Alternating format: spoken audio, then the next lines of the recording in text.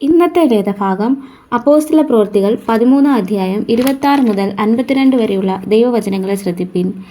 സഹോദരന്മാരെ, അബ്രഹാംവംശത്തിലെ മക്കളും അവരോട് ചേർന്ന് ദൈവഭക്തന്മാരുമായുള്ളവരെ, നമുക്കാകുന്നു ഈ രക്ഷാവചനം അയച്ചിരിക്കുന്നത്. യെരൂശലേം നിവാസികളും അവരുടെ പ്രമാണികളും അവനെയോ ശബ്ബത്ത് തോറും വായിച്ചു വരുന്ന പ്രവാചകന്മാരുടെ വചനങ്ങളെയോ തിരിച്ചറിയാതെ അവനെ ശിക്ഷയ്ക്ക് വിധിക്കയാൽ അവയ്ക്ക് നിവൃത്തി വരുത്തി. മരണത്തിന് ഒരു ഹേതുവും കാണാഞ്ഞിട്ടും അവനെ കൊല്ലേണമെന്ന് അവർ പീലാത്തോസിനോട് അപേക്ഷിച്ചു.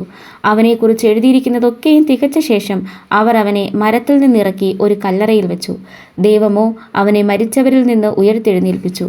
അവൻ തന്നോടുകൂടെ ഗലീലയിൽ നിന്ന് യെരൂശലേമിലേക്ക് വന്നവർക്ക് ഏറിയ ദിവസം പ്രത്യക്ഷനായി. അവർ ഇപ്പോൾ ജനത്തിൻ്റെ മുമ്പാകെ അവൻ്റെ സാക്ഷികളാകുന്നു.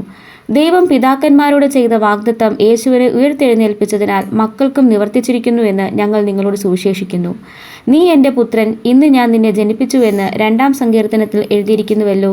ഇനി ദ്രവത്വത്തിലേക്ക് തിരിയാതെ വണ്ണം അവനെ മരിച്ചവരിൽ നിന്ന് എഴുന്നേൽപ്പിച്ചതിനെക്കുറിച്ച് അവൻ, ദാവീദിൻ്റെ സ്ഥിരമായുള്ള വിശുദ്ധ കൃപകളെ ഞാൻ നിങ്ങൾക്ക് നൽകും എന്ന് പറഞ്ഞിരിക്കുന്നു. മറ്റൊരു സങ്കീർത്തനത്തിലും നിന്റെ പരിശുദ്ധനെ ദ്രവത്വം കാണുവാൻ നീ വിട്ടുകൊടുക്കുകയില്ല എന്ന് പറയുന്നു.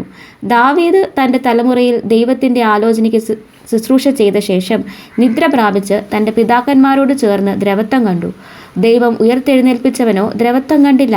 ആകയാൽ സഹോദരന്മാരെ, ഇവൻ മൂലം നിങ്ങളോട് പാപമോചനം അറിയിക്കുന്നു എന്നും മോശയുടെ ന്യായപ്രമാണത്താൽ നിങ്ങൾക്ക് നീതീകരണം വരുവാൻ കഴിയാത്ത സകലത്തിൽ നിന്നും വിശ്വസിക്കുന്ന ഏവനും ഇവനാൽ നീതീകരിക്കപ്പെടുന്നു എന്നും നിങ്ങൾ അറിഞ്ഞുകൊള്ളുവിൻ. ആകയാൽ ഹേ നിന്ദക്കാരെ, നോക്കുവിൻ, ആശ്ചര്യപ്പെട്ട് നശിച്ചു പോകുവിൻ. നിങ്ങളുടെ കാലത്ത് ഞാനൊരു പ്രവൃത്തി ചെയ്യുന്നു. നിങ്ങളോട് വിവരിച്ചാൽ നിങ്ങൾ വിശ്വസിക്കാത്ത പ്രവൃത്തി തന്നെയെന്ന് പ്രവാചക പുസ്തകങ്ങളിൽ അരുളി ചെയ്തിരിക്കുന്നത് നിങ്ങൾക്ക് ഭവിക്കാതിരിപ്പാൻ സൂക്ഷിച്ചുകൊള്ളുവിൻ. അവർ പള്ളി വിട്ടു പോകുമ്പോൾ പിറ്റേ ശബ്ബത്തിൽ ഈ വചനം തങ്ങളോട് പറയണമെന്ന് അവർ അപേക്ഷിച്ചു. പള്ളി പിരിഞ്ഞ ശേഷം യഹൂദന്മാരിലും ഭക്തിയുള്ള യഹൂദ മതാനുസാരികളിലും പലർ പൗലോസിനെയും ബർന്നബാസിനെയും അനുഗമിച്ചു. അവർ അവരോട് സംസാരിച്ച് ദൈവകൃപയിൽ നിലനിൽക്കേണ്ടതിന് അവരെ ഉത്സാഹിപ്പിച്ചു. പിറ്റേ ശബ്ബത്തിൽ ഏകദേശം പട്ടണം മുഴുവനും ദൈവവചനം കേൾപ്പാൻ വന്നുകൂടി. യഹൂദന്മാരോ പുരുഷാരത്തെ കണ്ട് അസൂയ നിറഞ്ഞവരായി ദുഷിച്ചുകൊണ്ട് പൗലോസ് സംസാരിക്കുന്നതിന് എതിര് പറഞ്ഞു. അപ്പോൾ പൗലോസും ബർന്നബാസും ധൈര്യം പൂണ്ട്, ദൈവവചനം ആദ്യം നിങ്ങളോട് പറയുന്നത് ആവശ്യമായിരുന്നു, എന്നാൽ നിങ്ങൾ അതിനെ തള്ളി നിങ്ങളെ തന്നെ നിത്യജീവന് അയോഗ്യരെന്ന് വിധിച്ചു കളയുന്നതിനാൽ ഇതാ ഞങ്ങൾ ജാതികളിലേക്ക് തിരിയുന്നു. നീ ഭൂമിയുടെ അറ്റത്തോളം രക്ഷയാകേണ്ടതിന് ഞാൻ നിന്നെ ജാതികളുടെ വെളിച്ചമാക്കി വെച്ചിരിക്കുന്നുവെന്ന് കർത്താവ് ഞങ്ങളോട് കൽപ്പിച്ചിട്ടുണ്ട് എന്ന് പറഞ്ഞു. ജാതികൾ ഇത് കേട്ട് സന്തോഷിച്ച് ദൈവവചനത്തെ മഹത്വപ്പെടുത്തി. നിത്യജീവനായി നിയമിക്കപ്പെട്ടവരെല്ലാവരും വിശ്വസിച്ചു. കർത്താവിൻ്റെ വചനം ആ നാട്ടിലെങ്ങും വ്യാപിച്ചു.